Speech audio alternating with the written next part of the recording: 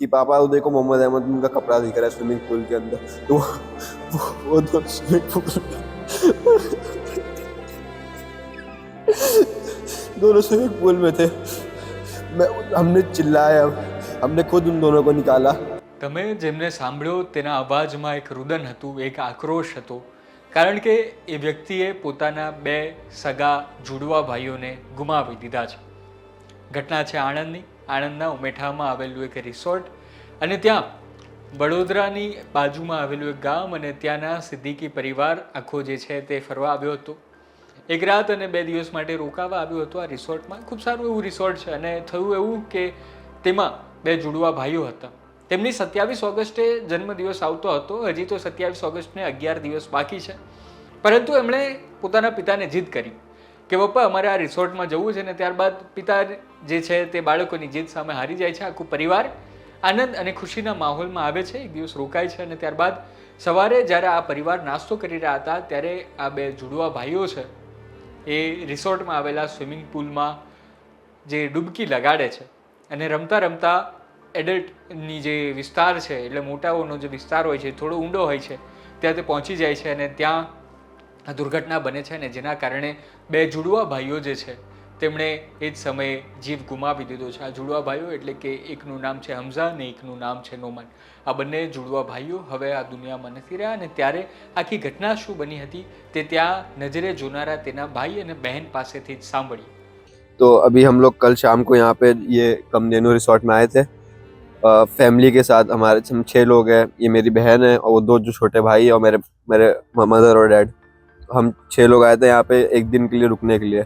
तो कल हम तो ऐसे रात में रुक गए शांति से, बट आज जैसे ही सुबह में आज सुबह में हम नाश्ता कर रहे थे तो वो दो मेरे जो छोटे भाई थे दोनों, उनका जल्दी हो गया था. तो बच्चे जो होते खेलने भाग जाते हैं जल्दी, तो वो चले गए खेलने. हम 10 मिनट हम रुके होंगे, ज़्यादा से ज़्यादा 10 मिनट बाद हम पहुंचे वहाँ पे. तो हम देख रहे थे तो कहीं दिख नहीं रहे थे वो. फिर जैसे इसकी नज़र पड़ी तो उसने पापा को बोला कि पापा वो देखो मोहम्मद अहमद उनका कपड़ा दिख रहा है स्विमिंग पूल के अंदर. तो वो दोनों स्विमिंग पूल दोनों स्विमिंग पूल में थे. हमने चिल्लाया, हमने खुद उन दोनों को निकाला बाहर. पापा ने एक को निकाला, एक को मैंने निकाला. फिर हम वहाँ से बाहर निकले. बाहर से फिर हम एक यहाँ पे हम उनको बोला कि गाड़ी निकालो, तो उन्होंने गाड़ी भी नहीं निकाली. रिसोर्ट वालों ने कुछ भी नहीं किया. हमारी गाड़ी में खुद ही हम उनको लेके गए. हम खुद ही लेके गए उनको. और वहाँ पे पहले एक हॉस्पिटल में गए तो वहाँ पे उन्होंने बोल दिया कि हमें यहाँ कुछ नहीं हो पाएगा, हमें आगे शिफ्ट करना होगा. उसी के सामने एक सरकारी हॉस्पिटल था, हम वहाँ पर गए.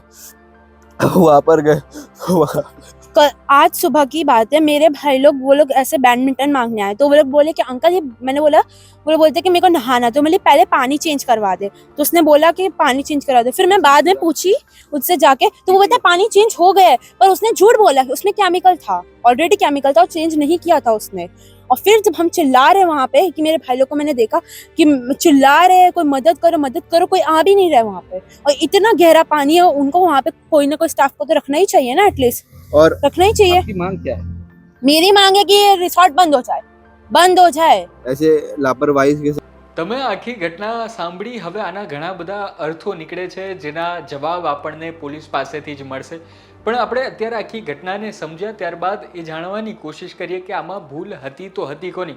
સૌથી પહેલાં તો આ આખો કિસ્સો મા બાપ માટે, પરિવાર માટે લાલ બત્તી સમાન ખરો કે જ્યાં આવું ભયજનક હોય એટલે કે જ્યાં તમે જાઓ છો, ફરવા જાઓ છો, ત્યાં બાળકોનું ખૂબ ધ્યાન રાખવું જોઈએ અને આગ અને પાણી સાથે મસ્તી ન હોય તે વાત બાળકોએ પણ એટલી જ સમજવી પડશે.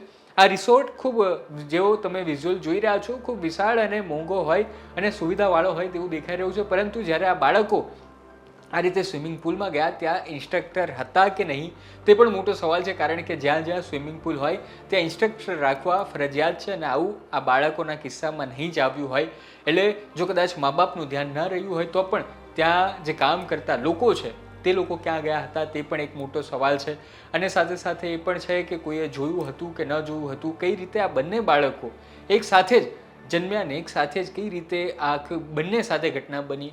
ડૂબે તો એક ડૂબ્યા, બંને બાળકો એક સાથે ડૂબ્યા તો કઈ રીતે ડૂબ્યા તે પણ એક મોટો સવાલ છે. આ તમામ પર અત્યારે પોલીસ જે છે તે કાર્યવાહી કરી રહી છે અને આમાં રિસોર્ટના માલિકો અને તમામ લોકો સાથે પણ પૂછપરછ કરવામાં આવશે, ત્યાંના મેનેજર સાથે પણ પૂછપરછ કરવામાં આવશે. પરંતુ એટલું હકીકત કરી કે બે જુડવા ભાઈઓએ પોતાનો જીવ એક સાથે જ ગુમાવ્યો હતો. હજી તો બંનેની જન્મદિવસ આવવાની હતી તે પહેલાં, અને પરિવારમાં અત્યારે શોકનો માહોલ છે, માતમ છવાયું છે, કારણ કે એક સાથે તેમણે બબ્બે દીકરા ગુમાવ્યા છે. બે એક સાથે જ આવ્યા અને હવે બંને એક સાથે જ આ દુનિયામાંથી વિદાય લઈ રહ્યા છે.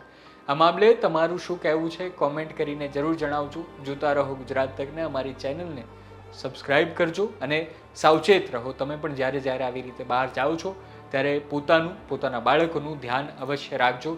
આ લાલ બત્તી સમાન કિસ્સો, આ માહિતી, આ સમાચાર તમે એમાંથી શીખ લો, તે જ અમારી માટે યોગ્ય છે. ધન્યવાદ.